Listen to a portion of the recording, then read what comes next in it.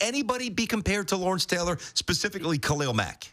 Yeah, look, Khalil Mack is a game wrecker, and I've done a few games where he's just taken over.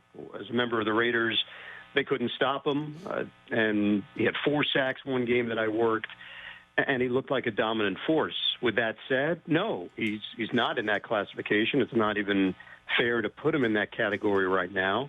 But in today's day and age of hype and highlights being shown over and over again on various outlets, you can get pumped up. You can get the idea out there that someone is on a greatness level that probably isn't quite deserved right now. LT was in a class of his own. I'm going to go with Belichick on this one. Yeah, I think we just like comparisons. That's what we do in sports. We like to compare eras and generations. But this one is not worthy. Well, okay, fair enough. But then I guess, in essence, what Belichick's saying and what you're reiterating is that nobody can ever be compared to Lawrence Taylor, because I've never seen... Well, the game is different. I understand for sure. And that's why. And maybe that's the answer. But I haven't seen somebody like Khalil Mack in a while. So until somebody comes along better than Khalil Mack, and maybe that doesn't happen for 10, 12, 15 years, are you saying that Lawrence Taylor's untouchable forever? Well, what I'm saying is that you have to sustain it. So it can't just be a 5-year, 6-year burst. It has to be done probably over a 10, 12-year period.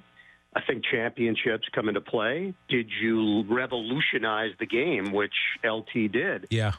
He changed the way that opposing offensive coordinators had to worry about defensive players lining up all over the field, hand down, dropping back, didn't know which angle he was coming from. Making stuff up on the fly at times, where I think he went rogue. Yeah. And they had a game plan in mind, but LT saw something else and took advantage of it. So I don't want to say never. You know, I thought Michael Jordan would be the greatest ever, called a bunch of his games, called a bunch of the NBA championship series on the world feed. I'm huge in Indonesia. I can't walk the streets without a mob scene.